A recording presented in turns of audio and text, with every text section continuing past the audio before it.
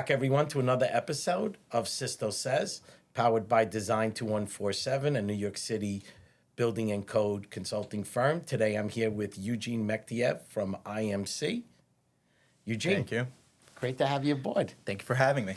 So, Eugene, we always start the show off about the power of people, the power of connecting, and how our industry, the architectural and building and code world is, how we always run into everybody we know. Absolutely, yes, yes. So a couple of weeks ago, we were at BizDevel, which I'm a member of, and you were on the panel. And by the way, kudos to you. You did a great job. Thank you. You were up there with some heavy hitters. And as an architect, you know, interpreting the city of yes, interpreting zoning could be cumbersome. But usually I always start the show about the power of connecting with people. So probably, I want to say maybe 10 years ago at least, you and I crossed paths at Industry City. And we had some great conversations. And we talked about architecture. We talked about how architecture in New York City is evolving. And you and Dominic and the rest of your team, you know, were really, you know, on the rise. So kudos to you, because I know you're doing some incredible projects. But so I see you at BizDevel, and you're talking about the city of yes. So I came over to you and we chatted for a while. And I said, Eugene, I need you to come on the show. And you accepted the offer, and here you are. So simple level. Tell us, as an architect, and you've been using it now for the amendment now since January, you know, give us a little kind of rundown of your interpretation of what the city of yes and the housing portion of the city of yes really represents to you. Yeah, so the city of yes is really I would say, a comprehensive change to the zoning resolution. It's a great attempt at trying to kind of invigorate the housing market, if you will, or promote the construction of new housing throughout New York.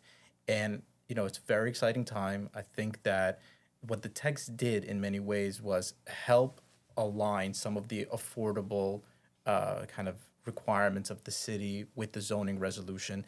It essentially created a way to align the design of the buildings with the 485X program and the affordability requirements, and really created a vehicle for developers to begin to implement buildings that contextually make sense in the city and have the right amount of area to essentially make marketable sense for them as well. Right. And part of that was the city understanding that they have a deficit in the amount of apartments that are available. I mean, they're talking somewhere around 500,000 apartments. I mean, we're talking huge numbers. But one of the things that you and I discussed at the City of Yes that night was clients calling us and saying, hey, can you explain the City of Yes to us? And I don't remember who it was, but we all laughed pretty hard when someone said, yeah, the amendment is 1,400 pages. Well, Eugene, you're not going to remember 1,400 pages, right? So we go through it every day, and I think I would hope that your office feels the same way, that it's not like this broad change that you can just highlight and say, okay, if you're in Queens, this happened, and if you're in Brooklyn, this happened. It's more about what I call site-specific. Can you get a little bit into that? Because I'd like your interpretation. We feel like, hey, I have this zoning lot. You have to dive into that lot. Yeah. It's not this general requirement. So tell us a little bit about that. You're 100% spot on. It used to be, prior to the City of Yes, somebody would call and you would just kind of from memory tell them, oh, R6, it's such and such FAR, and this is the height, this is that, quality housing, have a good day. Now we're finding that for every site, and it really is site-specific. You have to open the zoning resolution, and you have to go through the text over and over again. And there's these kind of gems sprinkled in throughout the zoning resolution that make certain sites extremely appealing to develop. You look at some of these lower density districts with commercial overlays where there are bonuses given for providing commercial. Because they're on a wide street, they're close to transit, Exactly. whatever it might be. Exactly. You look at certain sites that are transit oriented where parking could be waived as of right. Correct. That makes it very exciting as Because well. developers don't want to build the parking. Absolutely. They don't want to spend the money. Absolutely. And nobody wants it. Yeah. And now you look at, I would say R6, it became such an exciting zone, right? Prior to the city of Yes, R6, there was a parking waiver of, I believe it was 5. 5, right. And the parking requirement was 50%. So it was a 10-unit building or provide parking. Right. And depending on whether you're on a narrow street or a wide street, you were getting 2.2 or 3 FAR. Now, with a provision for affordable housing, on an R6, you can get up to 3.9 FAR. The parking waiver is far better. Right. So it makes projects in R6 zones, at least for developers, a lot more exciting. And for us as architects, we want to be able to, build housing that is exciting. We don't want to be bound by constraints of what the zoning envelope is. Or trying to find a loophole in the zoning to build it. Because that's not promoting good housing. Absolutely. That's promoting the loophole of, I'll get the smallest possible unit, I'll put the smallest possible amount of parking. Yeah. And so instead of trying to build quality, when they said quality housing, we were actually sometimes doing the opposite. We were trying to find quality loopholes to build the project. Exactly. And I think that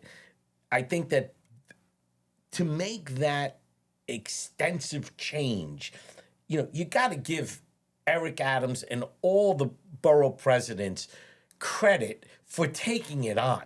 Absolutely. Because there hasn't been a zoning change like this. I mean, we've rezoned districts. Right now, we're going to rezone the Garment District, right? We're going to maybe rezone parts of the Bronx again.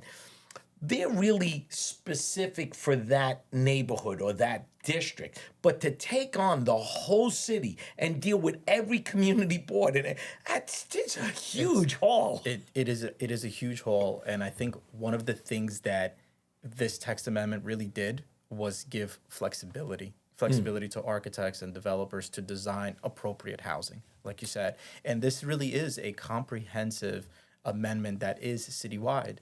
And it's going to spur housing, and that's fantastic. It is.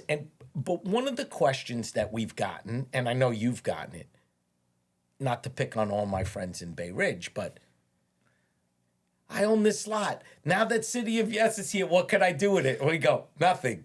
And they go, well, what do you mean? It says the City of Yes. And we go, oh, no. That district, your constituents didn't want anything different. So what makes it incredible is that if you look at it with a paintbrush with one big swipe, you think City of Yes. It means every part of New York City. But in reality, I think that that's not necessarily the truth, because there are certain places where the density was low, where the constituents, through their representatives, through the community board, said, hey, we really don't want this. We like our neighborhood the way it is, and that's okay. Yeah. But there's also the flip side of it, right?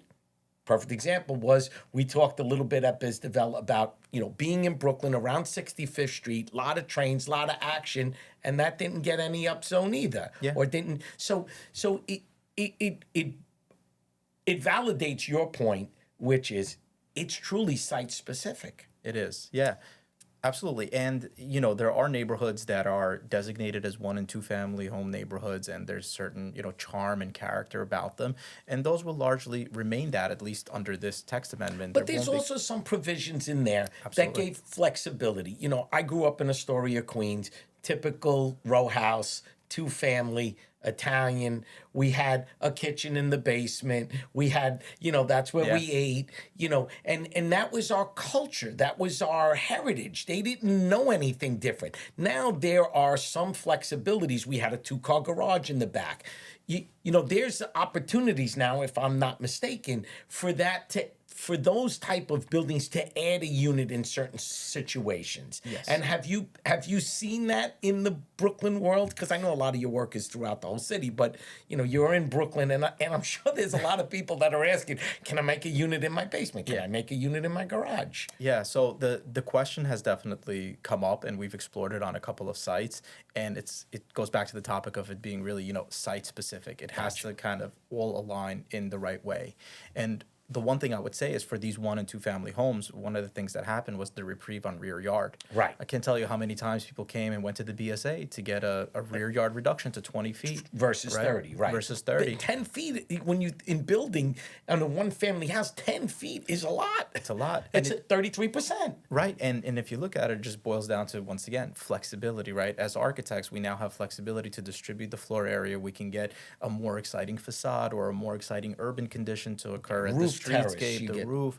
Exactly. It provides for truly a more quality housing experience, whether it's in a 1, 2 fam or a multi-fam. That flexibility is key, and it gave designers like myself the opportunity to play within zoning envelopes. Right. And one of the things that we've seen, just randomly on a few projects we're looking at right now, is the inner court reduction. Yeah. That's a big one too, because that was whatever the square footage was, but the widest. This podcast is powered by Design 2147, a New York City-based code, zoning, and entitlement company. And we're back to the show. Point needed to be 30. Now it could be less, right? So depending on your court and what you're doing, it doesn't sound like a lot, but this has been in there since 1961.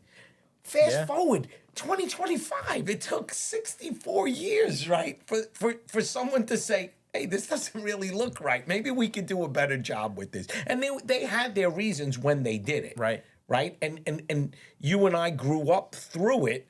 Me a lot longer than you, but this is how New York City evolves. Absolutely. Right? It evolves with the old-time architects who said, oh, what do we need zoning for? And the younger architects go, well, no, we need it, right? And now we move forward, and we went past that book, and we're on the new book, The City of Yes. And the word that you used is, it gives you I don't want to use the word power, but it gives you creativity. It gives you drive. It gives you flexibility. And as an architect, that's what you you're guys looking want. for. Absolutely. And I use this example at BizDevel. We're working on a site right now in the city, and it's a 35-foot wide site. It's nothing large, and it's on a narrow street, 60-foot wide street.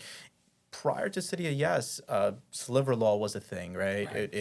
But it really didn't allow for great designs. It didn't. It didn't. And that building under City of Yes really was capped to 60 feet. That was it, right? So you're looking at about a 6-story building, a 5-story building, maybe depending on your floor-to-floor heights.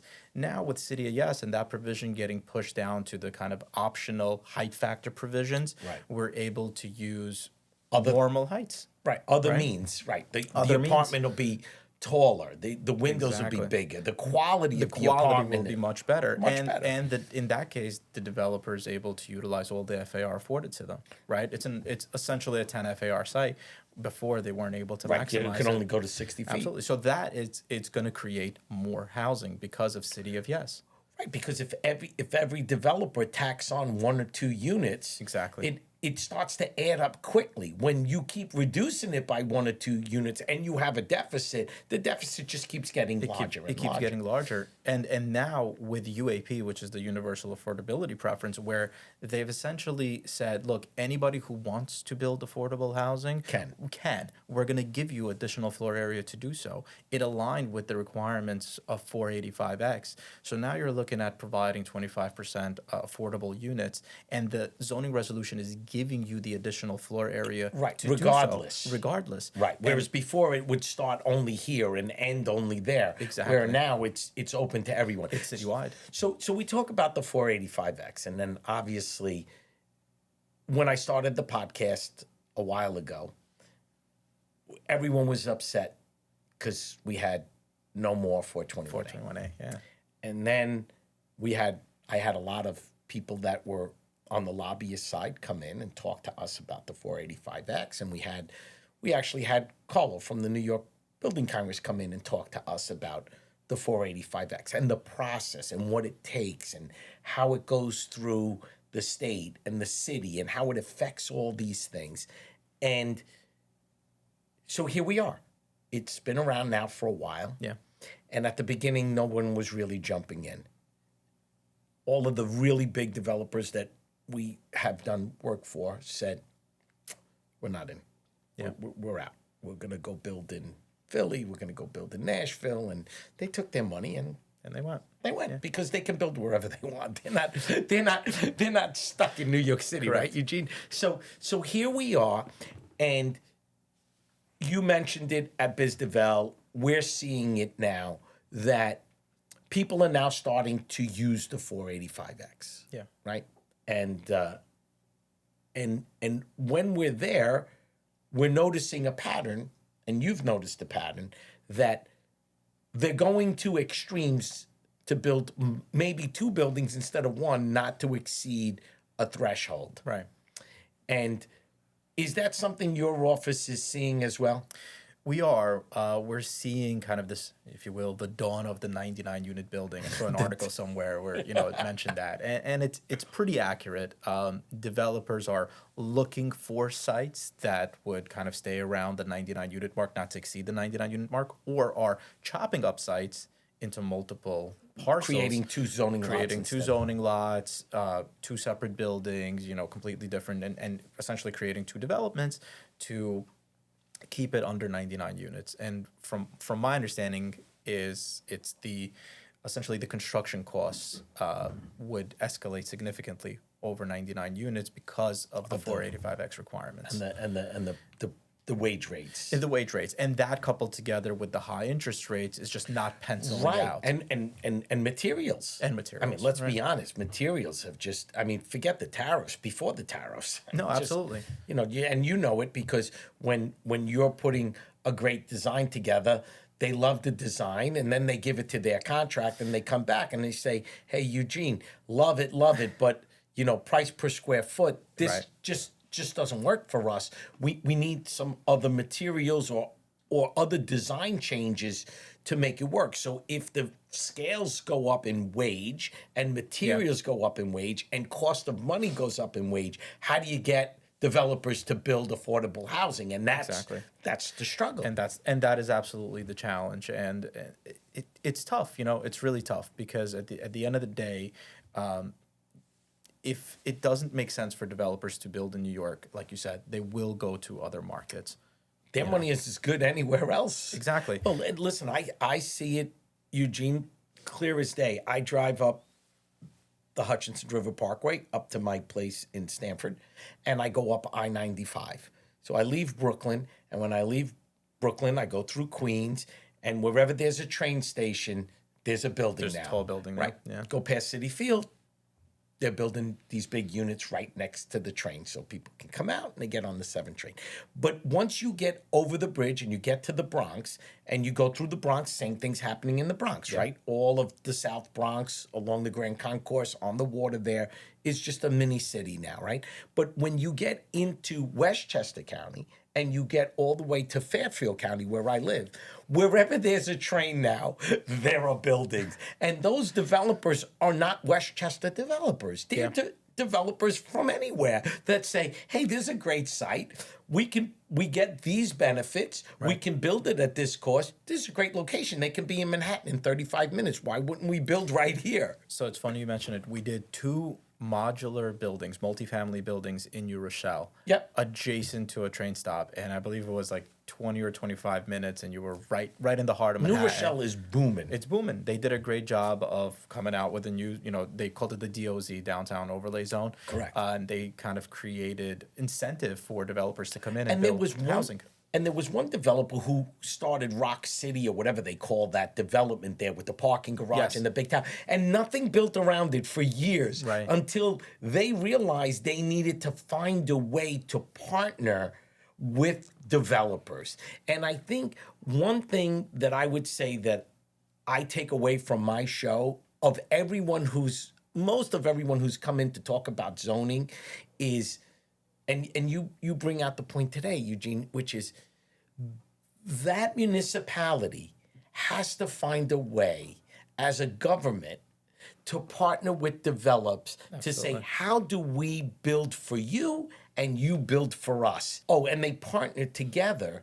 They create these units for themselves and for the city. And I think that circling all the way around, we're back to the city of yes. When you take the city of yes and you take the 485X and you take developers, when that program really works like the 421A, and I know I'm a dinosaur, but the 421A, if you go back and look at the statistics, which I haven't done, is I would love to know how many affordable units were really built under that program, because we did thousands. It really did well in that sense. And, the truth is, construction, development, this industry, it's teamwork, right? Teamwork. It includes the government agencies. It includes the municipalities. Right. It includes the architects, the engineers, Everybody. the code consultants. It's everybody, right? Everybody has to work together and find plausible solutions to create additional housing.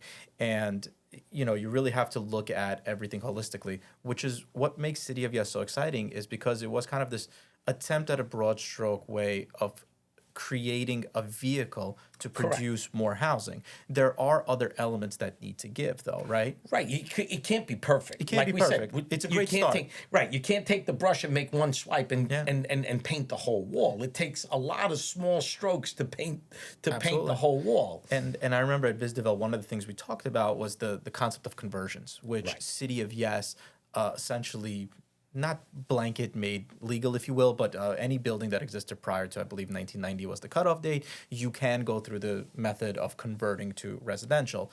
And we've gotten a lot of calls about very exciting buildings throughout Right. New And York. we've been doing the bigger ones in Manhattan before. So we have one on the books now that's like 200,000 square feet. Great project, but very complicated. Very complicated. Architects really have to be creative with the law.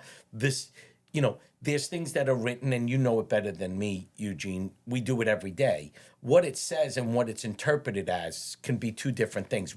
I read it one way, I give it to my partner, he reads it a different way, and I'm sure the same thing happens in yours. You read something and you go, hey, Dominic, could you interpret this? And he's like, what are you talking about, Eugene? That doesn't say that, right? Yeah. That happens in our office every single day. Yeah, every day. It's debate, and it's so exciting to see the city take a step towards taking these Class B and C buildings and try to give them a new life, right? Yeah, because as architects, we walk down the city and go, oh my God, that's terrible. Yeah. That's such a nice building. What are they doing with it? Right. And I think that's really pretty sad.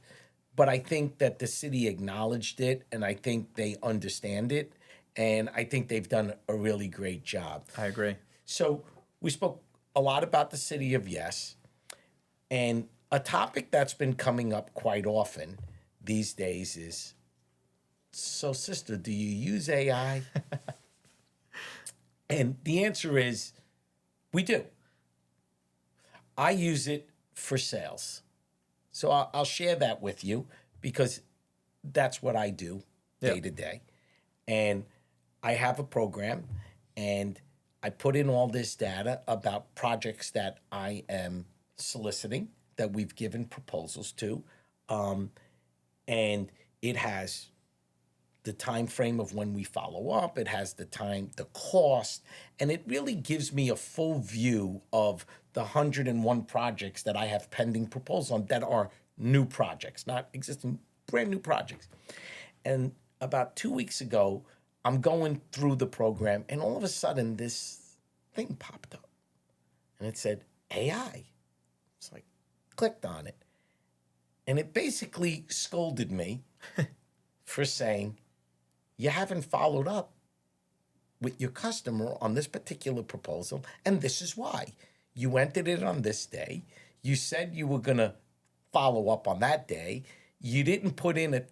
And I was like, wait a second. This is great. This is my mom telling me I didn't take the garbage out, right? And then from there, you use it for sales. Sometimes we don't have time and we're running around and we just go to an AI platform and we ask a code question to get us going in the right direction. But while I was up last weekend at a convention for SCUP, which is the Society for Colleges, University Programming and Planning, AI was a big thing about how architects are going to use AI, how universities, because it was about college, how they're going to use it, and then how it actually gets meshed together into real architecture. Yeah. So tell us a little bit, as a young architect in New York City, with all of this new technology coming, what do you think this whole AI architecture, no people anymore? I don't know. It's really fuzzy to me. So, I think it's an exciting time to be an architect because we view AI as a tool. We're not viewing it as a replacement vehicle for anything at the moment, really. We're using it as a tool. What does that mean, right? There are so many plugins for the softwares that we use that help with automation and incorporate AI to help with automation of certain things like dimensioning your drawings or tagging certain things. You missed this. You didn't do that. Or you made this bathroom 5'1". Why? Exactly. Right. So it's a great tool in that sense. Another thing we're doing, just like you guys, if we get stuck on a code interpretation or you're so used to doing things a certain way. Correct. Right? And sometimes you forget why. Right. Why does this wall have such a rating? Right. Well, it's somewhere in the code. I know it. I've been doing it this way for years. Right. But what's that It's second section? nature, but It's now second you nature. want to verify it, Right. and you're like, oh, do I really have the time to flip through 30,000 pages to find out one section? So we use that SEO to help us, to put us in that place. Exactly. To remind us, oh yeah, it's the 68 code table 3-4. I remember this, but maybe you haven't looked at it. Exactly, and it's just, once again, it's a tool to get you in the right direction. It's another, I would say, voice in the room. Much like you guys, I know you guys do this also. You'll get together, you'll debate on what the interpretation of the code is. Correct. You try to get other professionals' take on it. We do that in our office also. Myself, Dominic, Jonathan, we meet all the time and discuss code sections, zoning sections to see if our interpretation is accurate. AI is just yet another potential interpretation, another voice in the room that can help kind of spur the conversation, if you will, right? And help you get to hopefully what is the right interpretation or the right goal that you're trying to get to. So I think That makes a lot of sense. Yeah, I think it's a great time. I think it's a great time to be an architect. I think that AI could be used as a fantastic tool. Well, it sounds like it's a pretty good tool for quality control and quality assurance, right? You're missing a dimension here. We use it, on the sales end. Well, I met Eugene at an event. I got his card. Did I fill in all his information? Well, you press a button and it tells you, hey, you're missing all these fields. What are you doing? Yeah. Right? And before, you used to give it to a person and they would check it. So I agree that AI as a tool to assist day to day has really changed a lot. Yeah. So on the show, as we get towards the end of the show, my good friend Andrew Peters, that I spent some time with up at SCUP, from Curry and Brown, who's a cost estimator. So Andrew always says that he has to project cost. The rear view mirror is this big and the windshield is this big. So he has to look a little bit in the past, but his job is to look out. Look out at the big picture. Don't get stuck on the small picture. And so if I were to ask you about a subjective projection, the question I would ask you is, where do you think the city of Yes is going to excel, and where do you think it's going to stall? And we kind of hit on it a little bit, but a little bit more of your own personal take on it. Yeah, it's a great question. I think that it will excel in creating additional housing. I think that you're going to see more buildings, more development throughout the city as a direct result of the city of Yes. Where do I think that it's going to fall apart? That's an interesting one. I haven't really thought about it from that angle yet. Well, and I like that, because at I'm least an optimist, though. Right, but so am I. But you're not committing to it, which is what I like, because that means that next spring, before the holidays, because now we know when you're going to come in, we're going to have you back. and we're going to have you back, and we're going to talk about what your firm accomplished with developers, what the ratio is, what you think it was, and by trial and error of developers coming to you and pulling the switch and saying, no, we're not going to build it, or they're saying, yes, now go, I think we're really going to understand how successful the city of Yes really is. So first of all, I want to wish you a happy holiday. Thank you, too. For the upcoming holidays. And thank you for taking your time out of your busy schedule to come in. And it was a pleasure to do the show with you. Absolutely. Thank you for having me. This was great. Eugene, this was awesome. Thank you, Sisto. You did a great job.